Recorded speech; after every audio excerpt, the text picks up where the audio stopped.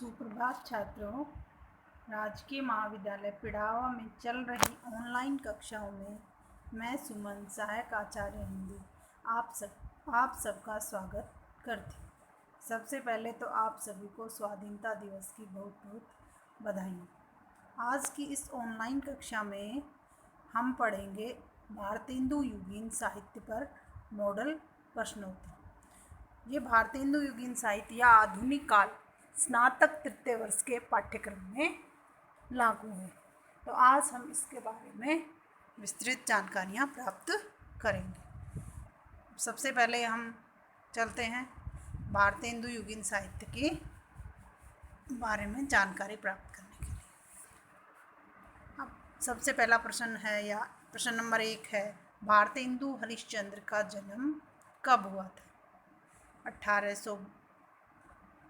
अब उत्तर में 1820 ईस्वी, ब 1850 ईस्वी, स 1835 ईस्वी, द 1860 ईस्वी। तो इसमें सही उत्तर है 1850 ईस्वी। भारतेंदु जी का जन्म 1850 ईस्वी में हुआ था। प्रश्न नंबर 2, भारतेंदु जी उर्दू में किस नाम से लिखते थे? अब्र, ब नवाब राय, श धनपत राय, द रसा। अब इसमें सही उत्तर है रसा। वो उर्दू में रसा उपनाम से लिखते थे।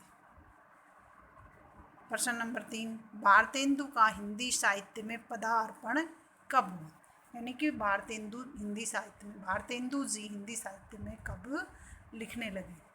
तो 1870 ईस्वी, ब 1865 ईस्वी, स 1855 ईस्वी, या द 1868 ईस्वी।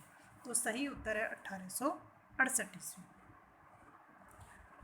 अब आता है प्रश्न नंबर 4, निम्न में से भारतेंदु युग का कवि नहीं है? बद्री नारायण चौधरी प्रेमघन, ब ठाकुर जगमोहन, स श्रीधर पाठक, द प्रताप नारायण मिश्र। अब इसमें सही उत्तर है श्रीधर पाठक, क्योंकि श्रीधर पाठक जी जो हैं वो द्विवेदी युग के कवि हैं, भारतेंदु युग के कवि नहीं हैं। प्रश्न नंबर 5, भारतेंदु युग की पृष्ठभूमि कब से कब तक मानी गई? यानी भारतेंदु जी के साहित्य में पदार्पण करने से पहले का जो समय है उसको भारतेंदु युग की पृष्ठभूमि कहा जाता है। तो वो समय 1843 ईस्वी से 1867 ईस्वी, क्योंकि 1868 ईस्वी में भारतेंदु जी ने साहित्य में पदार्पण किया था। नंबर 6, हिंदी साहित्य में आधुनिक युग का प्रतिनिधि किसे माना जाता है? तो उत्तर है भारतेंदु हरिश्चंद्र को। हिंदी साहित्य में आधुनिक युग का प्रतिनिधि किसे माना जाता है? भारतेंदु हरिश्चंद्र जी को। भारतेंदु युग के प्रमुख कवियों के नाम बताइए।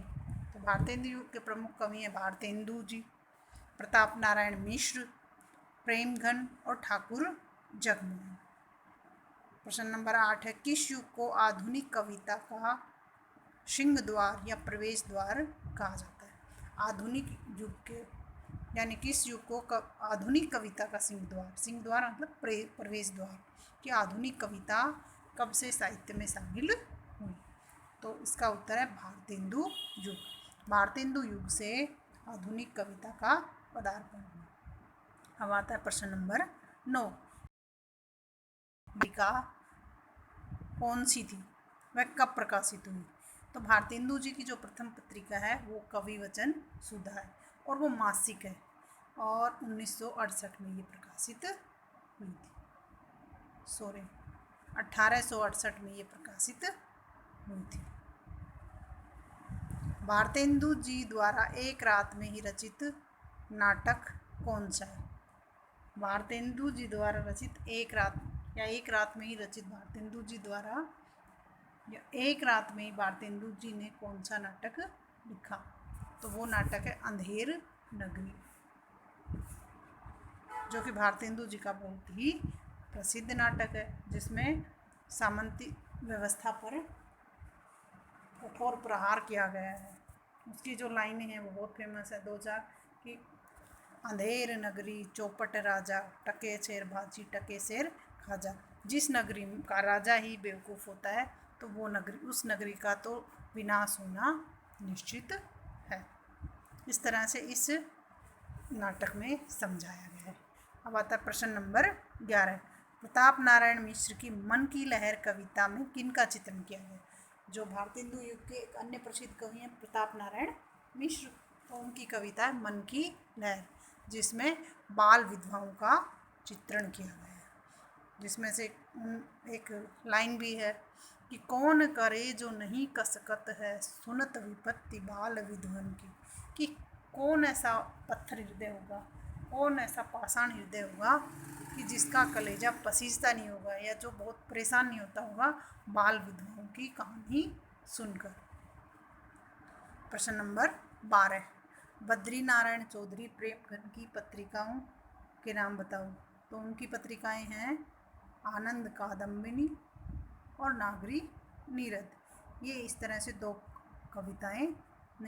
पत्रिकाएं निकालते थे। प्रश्न नंबर 13। परिमार्जित हिंदी गद्य की प्रथम पत्रिका कब प्रकाशित हुई? उसका क्या नाम है? परिमार्जित यानी शुद्ध हिंदी गद्य की प्रथम पत्रिका 1873 में प्रकाशित हुई, जिसका नाम है हरिश्चंद्र चंद्रिका, और जिसको भारतेंदु जी ने संपादित किया। अब आते प्रश्न नंबर 14। भारतेंदु युगीन काव्य रीतिकाल से किस प्रकार से भिन्न था? क्योंकि रीतिकाल के बाद आधुनिक काल आया था, और रीतिकाल आधुनिक काल से किस तरह से अलग था? तो आधुनिक युग में दरबारी संस्कृति व श्रृंगारिकता के स्थान पर देशभक्ति व राष्ट्रीयता पर लेखनी चलाई। ये सबसे बड़ा अंतर है। वैसे तो बहुत सारे अंतर हैं रीतिकाल और भक्तिकाल में, लेकिन जो प्रमुख अंतर माना जाता है वो अंतर ये है कि दरबारी संस्कृति यानी दरबारी संस्कृति खत्म हो गई थी और उसकी जगह किसने स्थान ले लिया था? देशभक्ति ने, राष्ट्रीयता ने स्थान ले लिया था। प्रश्न नंबर 15। भारतेंदु युगीन काव्य की प्रमुख विशेषताएं। कि भारतेंदु युग के काव्य की प्रमुख क्या क्या विशेषताएं? तो हर युग की बहुत सारी विशेषताएं होती हैं, तो उसी तरह से इसकी भी कुछ विशेषताएं। जैसे नंबर 1 है राष्ट्रीयता की भावना। भारतेंदु युग में सबसे पहले देश प्रेम की भावना से संबंधित कविताएं लिखी गई। नंबर 2 जनवादी दृष्टिकोण। कि रीतिकाल में तो सिर्फ और सिर्फ राजाओं को केंद्र में रखकर ही कविताएं या साहित्य लिखा जा रहा था, लेकिन आधुनिक काल के भारतेंदु युग में सामान्य जन को भी साहित्य में स्थान दिया गया। राजभक्ति। अब कहीं अपने जो उनके राजा थे उस समय के, उनके प्रति भी भक्ति के संबंध या उनके प्रति अपनी श्रद्धा दिखाने संबंधित भी साहित्य लिखा जा रहा था। नंबर 4 सामाजिक यथार्थ का चित्र। कोई भी साहित्य जो होता है वो अपने उस समय की परिस्थितियों से अछूता नहीं रहता है, तो और हर साहित्य का जो है मूल उद्देश्य वो भी भाई अपने समाज का चित्रण करना ही होता है, क्योंकि साहित्य जो है समाज का क्या होता है? आईना होता है। गुप्त जी ने भी कहा है कि केवल मनोरंजन न कवि का कर्म होना चाहिए, उसमें कुछ उपदेश का मर्म होना चाहिए। यानी कोई भी रचना निरर्थक नहीं होती है, केवल मनोरंजन के लिए नहीं होती है, उसमें कहीं ना कहीं कोई निहित अर्थ या कोई उद्देश्य छिपा हो। नंबर 5 समस्या पूर्ति पर कविताएं। उस समय इस तरह से पहेलियों के रूप में भी कविताएं लिखी जा रही थी, और व्यंग्यात्मकता का स्वर, और उनकी कविताओं में व्यंग्य होता था। कि अन्योक्तिपरक कविताएं भी थी कि कहना किसी को है और किसी दूसरे का नाम लेकर इस तरह से कविताएं लिखी जा रही थी। अब नंबर 7 तार्किक दृष्टिकोण। तर्क संबंधित उनका दृष्टिकोण हो गया था। अब इंसान केंद्र में आ गया था, उनकी कविताओं में तर्क होते थे। अब नंबर 8 लोक छंदों में अभिव्यक्ति। जो सामान्य जनता के जो छंद थे, आलाहा, डावणी, तो उनमें कविताएं लिखी जानी चाहिए। जो साहित्यिक छंद है उनके साथ साथ लोक छंदों में भी अभिव्यक्ति की जानी है। नंबर 9, स्त्री समस्याओं का चित्रण। स्त्री की समस्याओं का भी इनकी साहित्य में महत्व या साहित्य में चित्रण किया गया। नंबर 10 है प्रकृति चित्रण में परंपरागत के साथ साथ नवीनता का समावेश। इस तरह से आधुनिक काल के भारतेंदु युग के युगीन साहित्य से संबंधित ये मॉडल पेपर हमने हल किया है और ये हम आशा करते हैं कि यह आप सबको पसंद आएगा और आपके लिए बहुत ही उपयोगी है। धन्यवाद।